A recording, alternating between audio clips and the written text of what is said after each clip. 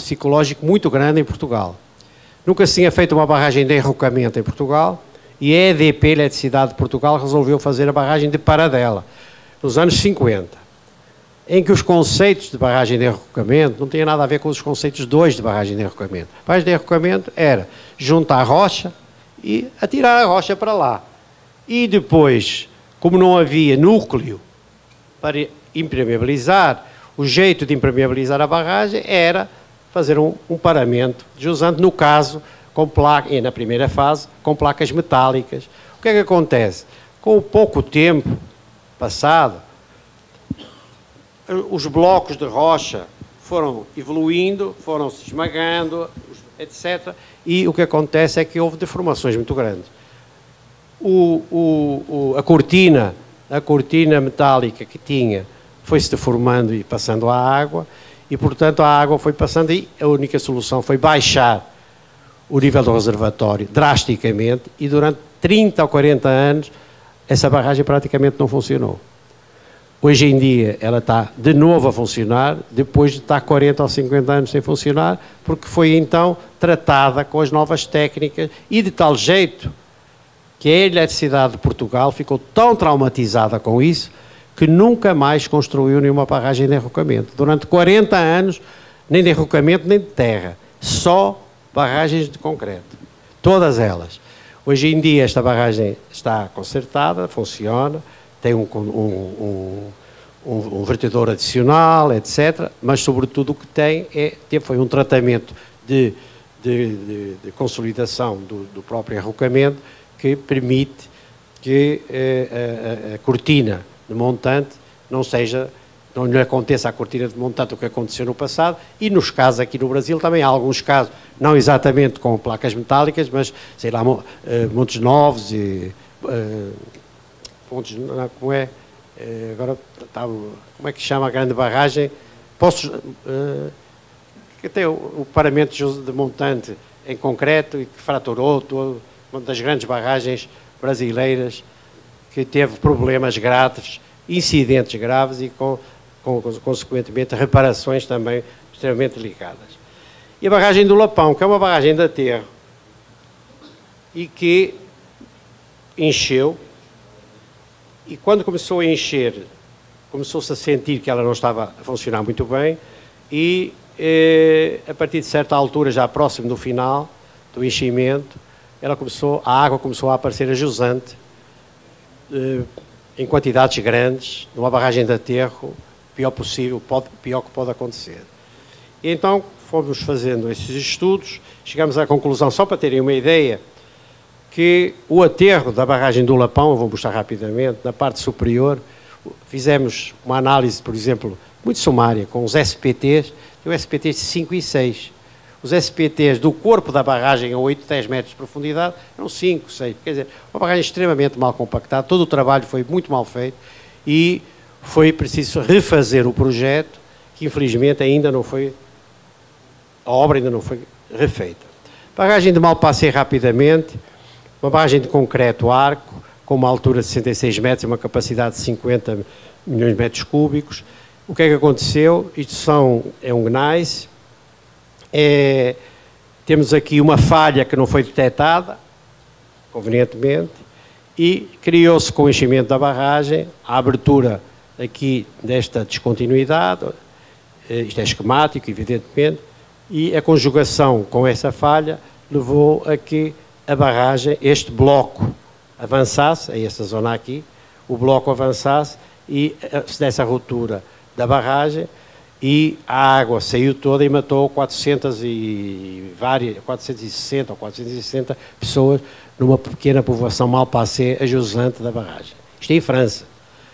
4 anos depois, a barragem de Vajão, em Itália, que eu me referi, o que se passou nesta encosta do lado esquerdo, em que temos que o volume da massa deslocada foram 300 milhões de metros cúbicos, o que temos é este esquema que está aqui, mostra. Portanto, esta massa toda começou a mexer, à medida que o reservatório foi subindo, foi avançando rapidamente, subiu na encosta oposta, do lado direito, e passou por cima da barragem. Vê-se a barragem aqui, nesse ponto que está aqui, e há visitas permanentes para ver a barragem sem nada, portanto tinha um coeficiente de segurança enorme, não aconteceu nada à barragem, mas ela foi galgada e, em consequência disso, morreram 2.000 pessoas na tal povoação de Longarone, a jusante do local. A barragem de Teta nos Estados Unidos é um caso interessante também, infelizmente mau. Os mortos não foram muitos aqui, porque digo, é uma zona com muito pouco habitada, 14 pessoas, e houve tempo de avisar muita gente com o sistema. Os Estados Unidos têm os sistemas mais elaborados e foi mais recente de alertar as populações para saírem. Barragem de terra, uma fundação de arenitos, um maciço de tufos riolíticos, de um maciço vulcânico, e o tratamento não foi convenientemente feito, por um lado. A trincheira que foi construída para, a partir dela, fazer o tratamento, foi construída com taludes muito elevados, que levaram à criação de estados de tensão inconvenientes nesta zona toda aqui, fissurando o maciço e facilitando a água para passar. E uma pessoa que estava na zona, por coincidência, tirou uma sequência de 60 fotos que permitem mostrar tudo isto. Eu tenho aqui 3 ou 4 ou 5 que mostram a sequência disto. Portanto, se olharem para esta zona aqui, vão ver a água a aparecer devagarzinho, aqui, depois um pouco mais. Isto tudo se passou em 2 horas. Aqui, crescendo a quantidade de água e o arrastar do material de jusante, e finalmente a barragem totalmente destruída. Como digo, os mortos não foram muitos, o prejuízo foi efetivamente muito grande e as consequências foram essas. As 2 barragens que eu falei, de Rondônia e de Apertadinho, estão aqui, de Apertadinho e de Espora a seguir, esta é Rondônia. São barragens, grandes barragens, com 40 metros, foi o tal ano 2008, onde houve 77 rompimentos de barragens, a maior parte delas pequenas, fundação em arenito friável, com a erosão, digamos, da própria barragem, e aqui temos a tal PCH de 30 megawatts que ficou completamente destruída. Não houve mortos, mas houve prejuízos materiais muito grandes.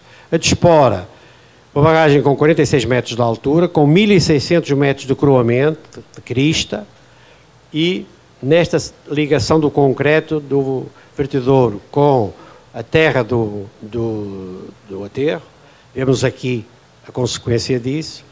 Tudo isso foi levado, houve grandes ondas de cheia também, que mais uma vez destruíram a PCH 32 megawatts que estava a jusante, não mataram ninguém porque não havia pessoas a viver na região. E uma foto recente da barragem de Fundão, Santarém aqui, vê-se que não foi destruída, mas que está maltratada, e a barragem lá para trás, e depois ainda mais atrás, a tal barragem de Germano, que é a maior de todas elas. O que acontece aqui, esta barragem, por exemplo, de Fundão, devem ter acompanhado a notícia, tem 90 metros de altura, uma barragem de armazenamento de rejeitos com 90 metros de altura. Estas barragens foram todas alteadas. Há inclusivamente uma das projetistas que fez questão de colocar nas notícias todas. Nós só vamos projetistas até 2012. O que se passou de 2012 para a frente, nós já não sabemos nada com isso, porque já não somos os projetistas.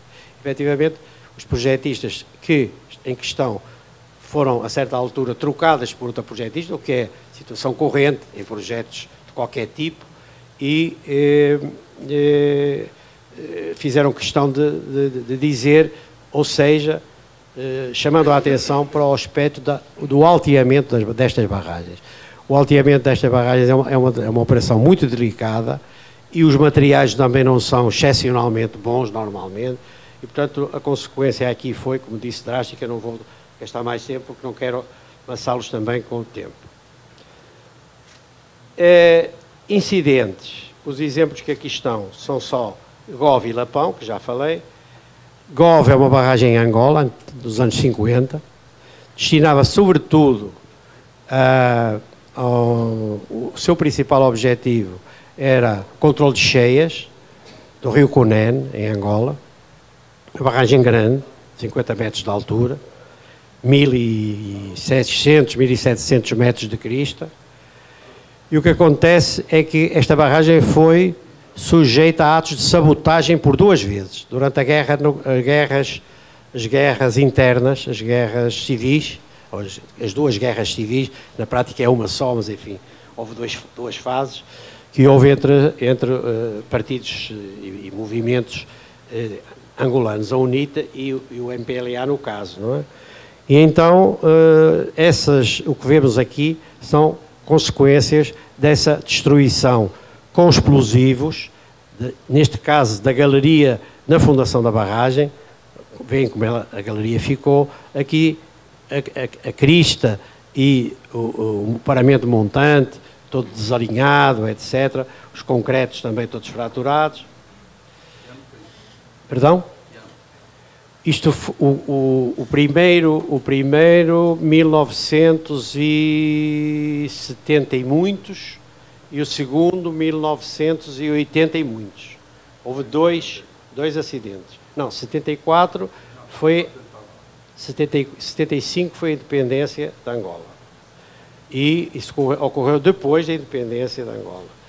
E nós fomos encarregados de estudar o assunto, e esta barragem, que era só destinada, o seu objetivo era o controle de cheias, acabou se transformando num grande aproveitamento, que está construído e pronto, está funcionando, que é uma grande barragem como já era. Aqui estão fases de construção. Ela foi afetada, como disse, tinha cerca de 1.600, 1.700 metros de crista, foi afetada em 100 e poucos metros de extensão. Então foi necessário fazer a escavação de todo o material até uma cota a cota da galeria de fundação. Foi preciso esvaziar todo o reservatório, como estão vendo aqui, para poder trabalhar. Depois de retirado todo este material, o material foi recolocado devidamente compactado. Já estão aqui a ver uma fase já bastante avançada dessa compactação. A compactação completa aqui, completa neste momento. E aproveitaram então, a Angola aproveitou, não só para refazer a barragem, como para lhe dar outras finalidades. Passou a ser uma barragem de produção de energia hidroelétrica, com esta central, esta usina que foi construída, isto é uma subestação, um aeródromo ali próximo também foi construído, e irrigação da zona. Portanto, de uma finalidade só, passou a ter 4 finalidades, mas a barragem só ficou pronta agora nos anos 2000 estamos em 2015, 2011, 2012.